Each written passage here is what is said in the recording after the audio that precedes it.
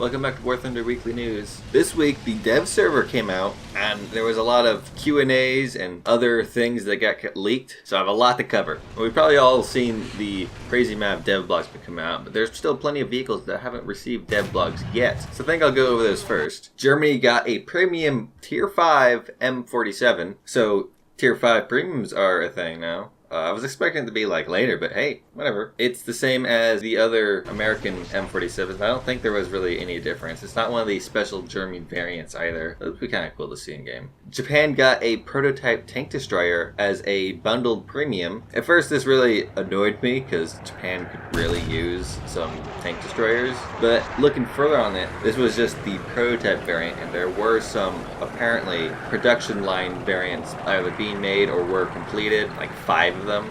So we'll probably see those in the main tree and another patch later or whatever. Anyways, this thing's at 6.0. Apparently this gun is underperforming a little bit. At max it has like 180 millimeters of penetration. The front plate is at a nice, really high angle, 75 millimeters of armor. Everything's gonna bounce off that. But where the gun sticks out is only 150, and the far ends is only 120. But it's kind of concerning because there's quite a few vehicles that could pen that at quite different, decent ranges. Especially if this thing gets up tier to 7.0, it's going to be completely useless. Even the worst 7.0 tanks could easily pen this thing. But it looks really cool. It has no machine guns. It has this cool effect where the top opens up if you push the gun down to give it a bit more depression. It's a cool tank. USSR got the Su-100P, which is a rather fast, lightly armored open-top tank destroyer with an 100mm cannon. And it comes right after the ASU-85. I don't have the ASU-85, so I can't use it to see like how it would perform, but it has a good cannon. It's really light.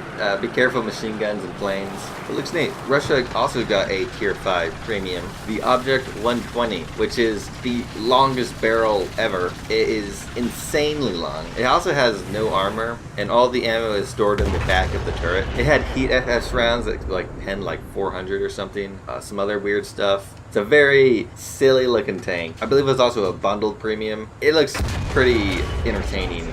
And it's probably going to be rather good. I was unexpecting this, but the UK also got some Tier 6 vehicles. The Chieftain Mark 10, which apparently is rather good if you can hide its lower front plate, which is a giant shoot me here location. The other Tier 6 they got is the FV-102 Striker, which is an ATGM tank. It fires ATGMs. No armor, like most ATGM tanks. What's also rather interesting is they got a armored car. The Daimler Mark II has a 40mm cannon with an armored car. Weird though is they put it at the beginning of the anti-air line. So maybe they're expecting you to shoot airplanes down with it. Gaijin has gone a little crazy with what goes where as of late. We've seen plenty of medium tanks and heavy lines and other odd stuff like this. In terms of airplanes, there is the Su-6 AM-42, which was hinted at prior thanks to Mike 10D's data mining. Some things unexpected. Japan is going to get the D4Y3 and Y2. The Y2 has 4 rockets, which I was rather anticipating, but the rocket nerf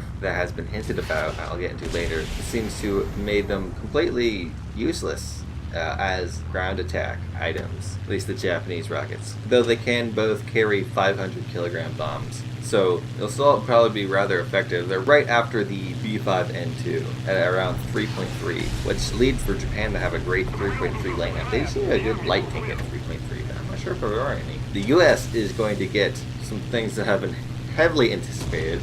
The F4U-4, which is like the last F4U that took part in the Second World War, I think. I actually don't know much about this plane, but from the stats showed in game, it had like 700 something max speed, and it was at like 6.7. So it's either gonna murder props or be jet fodder. And the P-51H, which is probably the best P-51 that you could put in game. Though it's rather controversial, this thing had a battle rating of 5.7. While it is the dev server and things can change, sometimes they don't. And what's interesting about this is this thing has amazing climb speed and rather fast turning speed, but it only has like, I think it was 8 minutes or 7 minutes of web because it has some weird cool engine that eats water and then can't web anymore. But while you're webbing, this thing is like 6.7. But after webbing, it's like a better P51D5. So it's kind of odd how you place this thing. Although my personal opinion, having 8 minutes of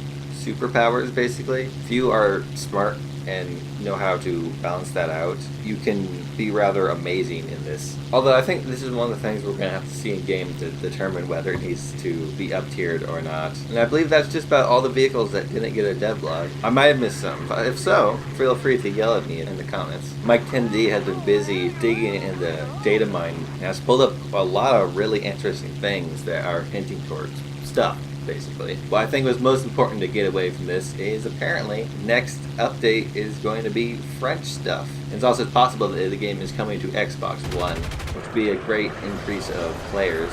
The Warbond battle task thing has been updated to a very different, but my personal opinion, better way. What's most interesting about this is you no longer have to worry about the Warbonds disappearing at the end of the month, which can be great for lazy players like me. So maybe when you finally see something in the shop that you want, you can go and try to get it instead of not paying attention to it, because you know you're never going to get all those Warbonds. The shop is like split up into different tiers. And of course, the premium vehicles are at tier 5, and how you increase through tiers is you get these things called battle tasks, and the battle tasks are things you have to do in the game. What's great about them is there's no time limit, so you can just turn it on and wait, and more than one can be done in a game.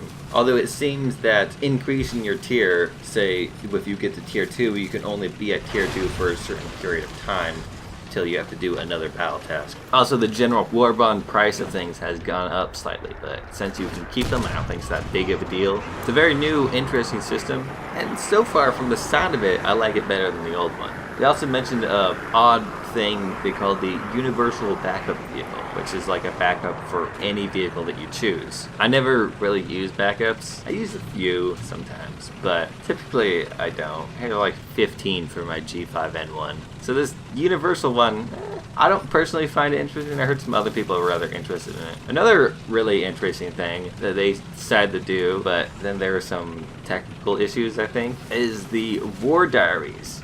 Is basically a storyline campaigns for War Thunder. The way it seems to be is not like individual missions, but more of each mission itself is just do these random tasks in random battles, except in during confrontation, because why? And as you go along in this, eventually at the end you get like a camo or something. I believe the first camo they were offering was a Manchurian Key 27 skin, but unfortunately, for some reason, they had to delay its announcement for critical inconsistencies, which I'm not sure what that means. Maybe it needs rewriting, but I will patiently wait its announcement. Also, what's funny is Mike 10D dug this up over like a year ago. I reported on it. I don't remember what video it was in, but it was a while ago. But if you want spoilers, I will link the dug up manuscripts in the description like I do everything else. There was a very large Q&A full of very useful information. I don't really want to go over it all because it would make this video extremely long. So I'm going to do what I usually do and name a few that I liked. This is an interesting, kind of poorly worded one, or maybe poorly translated. Will the durability of tank destroyer rockets be corrected from super durable to ordinary levels with real world values? Maybe they won't blow up, but they could be knocked out and have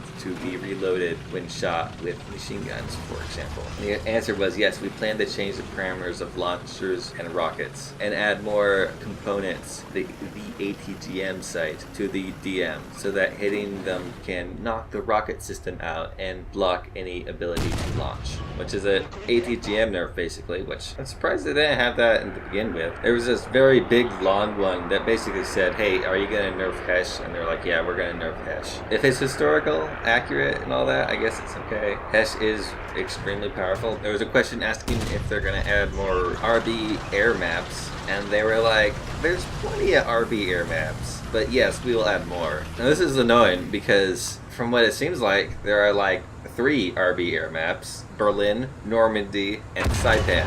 And those are all 3 of them that you will ever find on. Oh yeah, and prepare for Hokkaido. So yes, 4. Yes, there's 4 maps basically. I know I'm being facetious, but still, it's a little ridiculous. Also, there was a Q&A with a Russian streamer dude. It was on YouTube, and he asked a lot of questions and got a lot of answers. He asked about guided bombs, which I think said it was in testing. Asked about armor fatigue. The response was that it's a complicated mechanic, but they have completed only part of it. So I guess it's in the works. That is something that I'm very much looking forward to. It would definitely change the way the tank battle is going. He asked if the IS-6 is going to have an increased BR, and they're like, maybe. Gotta wait and see. What I think is the most important to get from this, because it will directly affect tank RB heavily, is he asked about rockets being overpowered and if these vehicles with the rockets will be up tier or anything. And the response was that the current system of how rockets work isn't exactly historically accurate, and that they plan to change them to become less deadly. But this change was, I assume, acted out in the dev server, because I took out the Japanese news dive bomber and tried to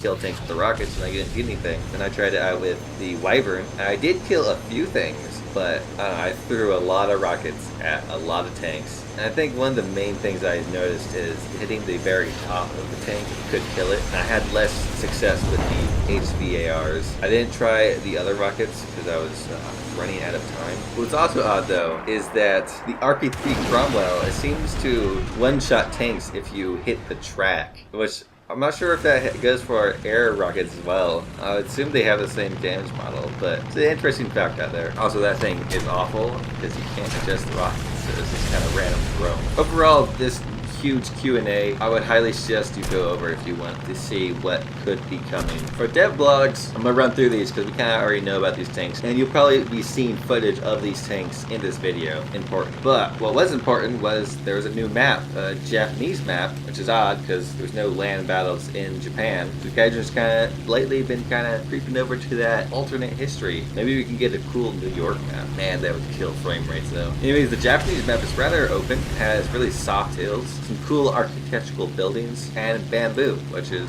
cool. Anyways, the BE-6 got a Devblog. It's a premium, a bundled premium. Can carry lots of torpedoes and bombs, and it's probably going to make a lot of people rage because that back turret is really deadly. There is a vehicle that I didn't cover because it had the Devblog that came out right before the dev server, the T114 Bat, which seems to be like an APC with a auto-loading recoilless rifle in it that shoots some very odd rounds with high penetration but low velocity. It's speedy, but unfortunately does not have a stabilizer, so it's going to be very frustrating. You're going to have to come to a full stop before you can start shooting accurately. Although overall it's a pretty cool vehicle. I believe it's a tier 5 premium for the US. The Key 901 got a Devblog. It's exactly as it's been rumored around to be. It's a big Japanese bomber, but with no bombs. Instead, a 75mm anti-aircraft cannon. The BMP-1 got a Devblog, and it's a BMP-1, alright. I think this is like the third time I've covered this, so I'm just gonna skip over it. The Devblog is in the description below, so. The Havilland Hornet got a Devblog. I've also already covered this thing. It looks rather deadly, and it can carry some rather large bombs. I believe I forgot to go fly this thing out. The BTR-152A got a Devblog. It's a Spag, a Russian Spag on the back of the truck. I've covered this already. It's exactly as you would expect it to be. Pretty fast, cool. And finally, the AX-38 Grizzly got a Devblog. It's a premium, tier 3 I think it was. The 75mm cannon is the same as like early Sherman's, but it has a really nice defensive armament. Cool aircraft. But now that we got that out of the way, light tank spawns have been decreased generally. Most low tier light tanks get like 50% less, and the higher tier light tanks only get 25% less. This is pretty neat. So if you like die instantly, you might be able to take out a light tank instead of a Spag, which is great for Japan because they have a massive gap in their anti-air line. And also for Japan, they have finally gotten machine guns on their machine gun parts of their tanks. Not sure why it took Gaijin so long to finally do this, but it's really cool. Now, if we only could get the missing ammo types for these tanks as well, then they would be top notch. Anyways, that's just about everything. If I missed anything, you can comment down below. I will get back to you. If you've enjoyed this video, hit the like button. If you did not enjoy the video, don't hit the like button. If you want to see more, I make these every weekend, typically come out on Sunday, so you can subscribe and hit that bell icon if you want to be notified every time I make one of these. And sometimes I throw out some random videos in the middle of the week. So anyways, thanks for watching. Have a great day.